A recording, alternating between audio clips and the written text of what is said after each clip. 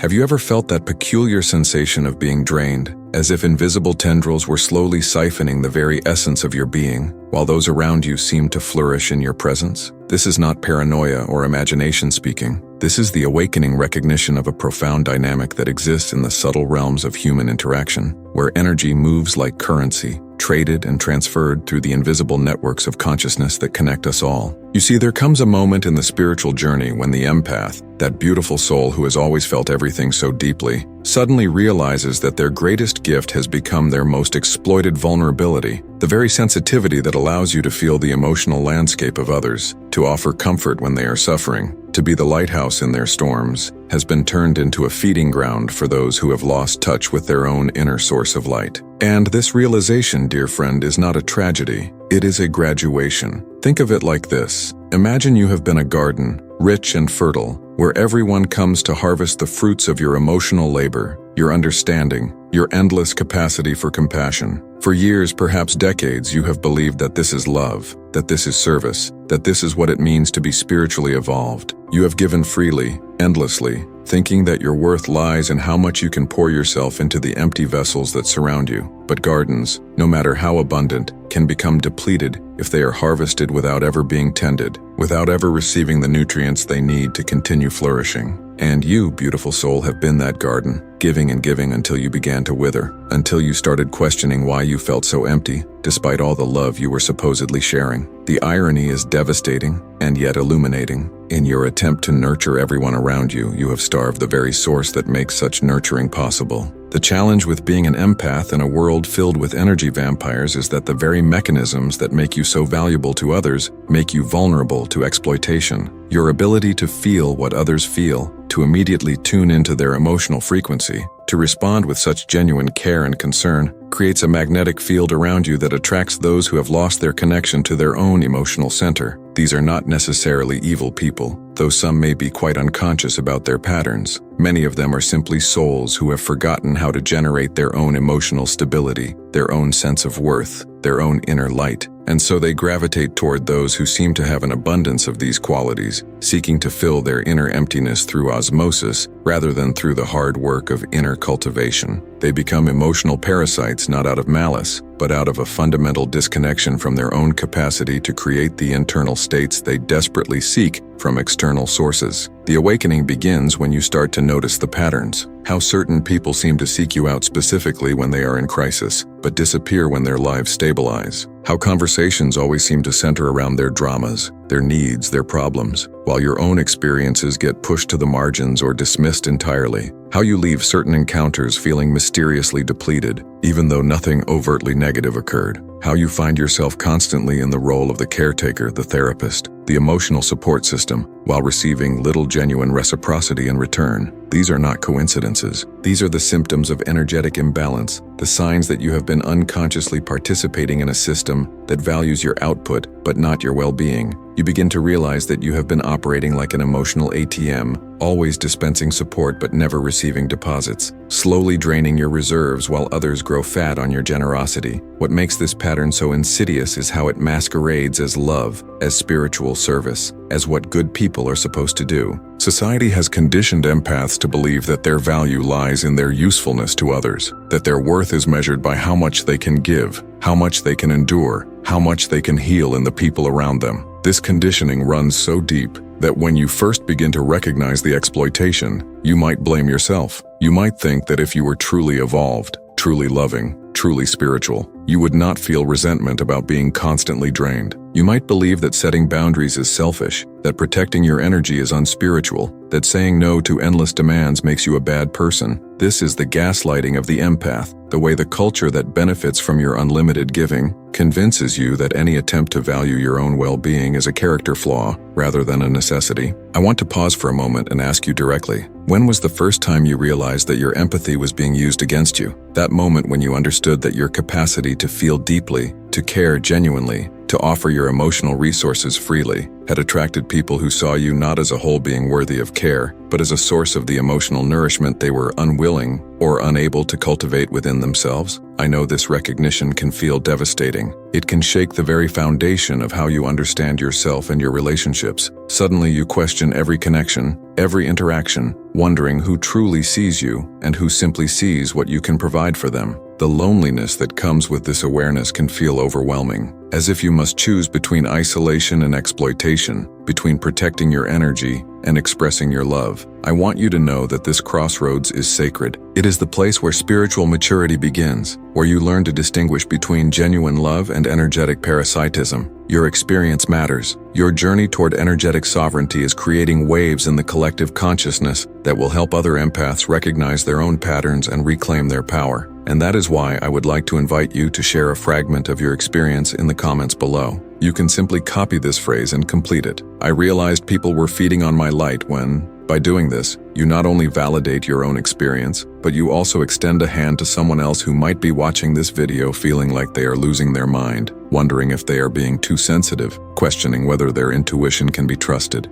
Your comment might be exactly the confirmation someone needs to stop giving their power away, to know they are not imagining things, that their energetic boundaries matter. This community of awakening empaths, spread throughout the world, grows stronger every time we acknowledge the truth of our experiences together. Now, let us continue exploring how to reclaim your light without losing your capacity for love. What makes this awakening particularly complex is that it forces you to confront one of the deepest spiritual paradoxes of our time: how to remain open-hearted in a world where open-heartedness is often exploited. The conventional spiritual teachings tell us to love unconditionally, to give freely, to be of service to others, and these are beautiful principles when practiced in a context of mutual respect and reciprocity. But when these teachings are applied without discernment, without an understanding of energetic dynamics, without boundaries, they can become a spiritual bypass that perpetuates unhealthy patterns rather than healing them. The truth is that unconditional love does not mean unlimited access. Compassion does not require you to drain yourself. Service does not mean self-sacrifice to the point of self-destruction. True unconditional love includes loving yourself enough to protect the source of that love from being depleted by those who would take without giving, use without appreciating, consume without nourishing in return. As you begin to understand these dynamics more clearly, you may find yourself in what feels like a spiritual crisis. The identity you have built around being the one who cares, who helps, who is always available for others, starts to crumble. You realize that much of what you thought was love was actually codependence. Much of what you believed was spiritual service was actually enabling dysfunction. Much of what seemed like meaningful connection was actually energetic extraction. This realization can trigger a period of profound loneliness because you suddenly see how few of your relationships were based on genuine mutual appreciation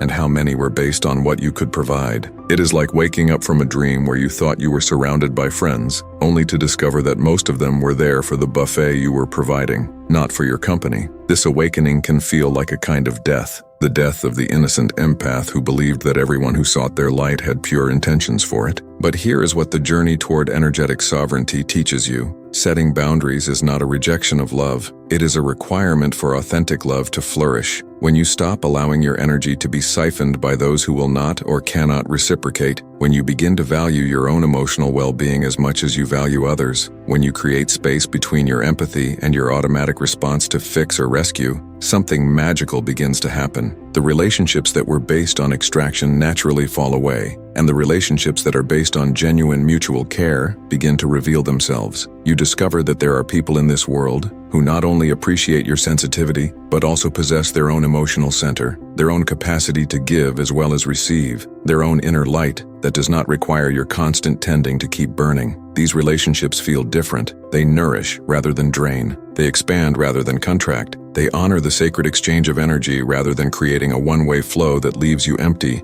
and them temporarily satisfied. This process of discernment requires you to develop what we might call energetic literacy. You must learn to read the subtle signals that indicate whether someone is approaching you from a place of genuine connection or from a place of neediness. You begin to notice the difference between someone who shares their struggles because they value your perspective and someone who dumps their emotional chaos on you because they have no intention of actually addressing their patterns. You start to distinguish between requests for support that come with gratitude and reciprocity, and demands for attention that come with entitlement and manipulation. This is not about becoming cynical or hardened. It is about becoming wise. It is about developing the spiritual discernment that allows you to share your gifts with those who truly value them, while protecting your essence from those who would consume it without consideration. You learn to recognize the difference between those who want to grow with your help and those who simply want to use your energy to avoid the responsibility of their own growth. The path forward is not to shut down your empathy, but to channel it more consciously. Your sensitivity is still a gift, but it is a gift that deserves to be treasured, not taken for granted. Your capacity to feel deeply is still a blessing, but it is a blessing that should be shared with those who can match your depth, not squandered on those who mistake intensity for intimacy. Your natural inclination to help and heal is still beautiful, but it becomes truly powerful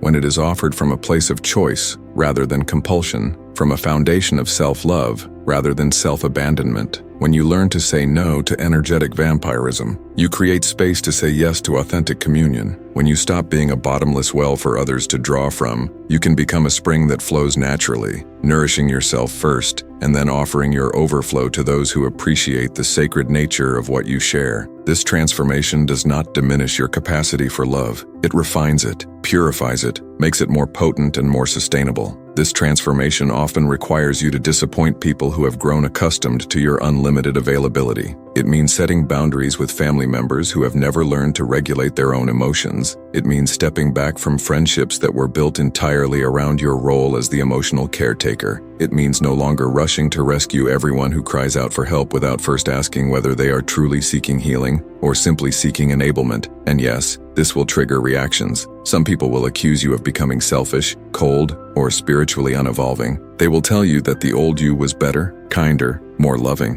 What they are really saying is that the old you was more useful to them, more easily exploited, more willing to sacrifice your own well-being for their comfort. These reactions are not evidence that you are doing something wrong. They are evidence that you are doing something necessary. They are the protests of those who benefited from your lack of boundaries and who now must face the reality of taking responsibility for their own emotional states. As you continue on this journey of energetic reclamation, you may discover layers of grief that need to be processed. Grief for the relationships that were not what you thought they were. Grief for the time and energy that was given but not truly received. Grief for the innocence that allowed you to believe that everyone who smiled at your light had good intentions for it. This grief is sacred. It is the composting of illusions that will fertilize the soil for healthier connections to grow. Allow yourself to feel it fully without rushing to spiritual bypasses or positive thinking that dismisses the legitimate pain of recognizing how your gifts were misused. Your tears are not a sign of weakness. They are a sign of wisdom emerging, of discernment developing,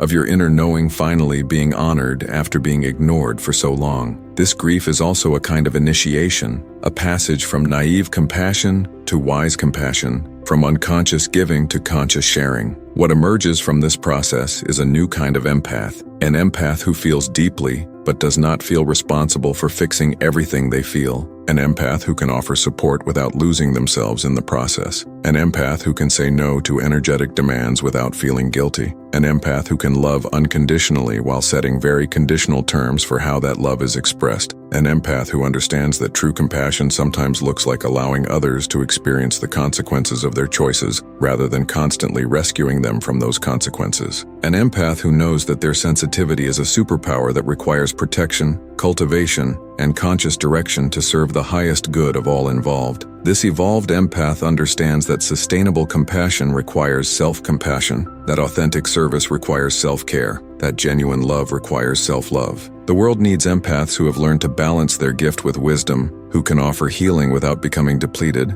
who can be of service without sacrificing themselves. Your journey toward energetic sovereignty is not just personal healing, it is a contribution to the collective evolution of consciousness. Every time an empath learns to value their own energy as much as they value others, every time an empath sets healthy boundaries without shutting down their heart, every time an empath chooses conscious compassion over compulsive caretaking, they are modeling a new way of being in relationship that honors both individual well-being and collective connection. You are not just healing your own patterns, you are helping to heal the cultural patterns that have confused love with exploitation, service with self-sacrifice, and empathy with endless availability. You're pioneering a new paradigm of conscious relationship where energy flows in balance rather than extraction. Trust this process. Trust your growing discernment. Trust that it is safe to value your own energy, to protect your own light, to choose carefully who has access to the sacred chambers of your heart. Trust that there are others in this world who will not only appreciate your sensitivity, but will also bring their own light to the exchange, creating a communion that nourishes rather than depletes, that expands rather than contracts, that honors the divine within both beings, rather than using one to fill the emptiness within the other. You were born to shine, not to be consumed by those who have forgotten their own luminosity. Your light was never meant to be a sacrifice. It was meant to be a gift freely given and gratefully received. And when you finally learn to honor that distinction, when you finally step into the full power of your empathic nature without apology or exploitation, you discover that you have not lost your capacity for love. You have simply learned to love more wisely, more sustainably, more beautifully than you ever thought possible. If these reflections on empathic awakening and energetic sovereignty have touched something within you, know that you are not alone in this journey of reclamation. This path of learning to value your own energy as much as you value others can feel isolating when those around you are still operating from patterns of extraction and enablement. It is precisely for this reason that we have created this sanctuary, this refuge for sensitive souls like you, who are learning to balance their gift with wisdom. By subscribing to the channel, you become part of a conscious community of empaths who, like you, are navigating the delicate art of remaining open-hearted while maintaining healthy boundaries. Each new exploration we share is like a beacon for those who are awakening to their own patterns, offering new perspectives on how to express your empathy without losing yourself in the process. We are not here to offer quick fixes or simple solutions to complex energetic dynamics. We are here to walk together through the nuanced territory of conscious compassion, to explore the mysteries of authentic love that honors both self and other, to validate your experience when the world around you cannot understand the depth of what you are navigating. If you feel that you are growing beyond old patterns of energetic giving without conscious receiving, if you are learning to distinguish between those who appreciate your light and those who would consume it, this channel is your home. Subscribe and allow yourself to be nourished by reflections that recognize both the beauty and the complexity of your empathic journey. Together, we form a web of awakening sensitives, each learning to shine more consciously, but connected by the shared understanding that our gifts are meant to be treasured, not exploited. A simple click on the subscription button is a quiet declaration that says, I too am learning to love myself as much as I love others. I too am on this path of sacred boundaries. And that, in a world that often mistakes exploitation for love, is an act of profound courage and wisdom.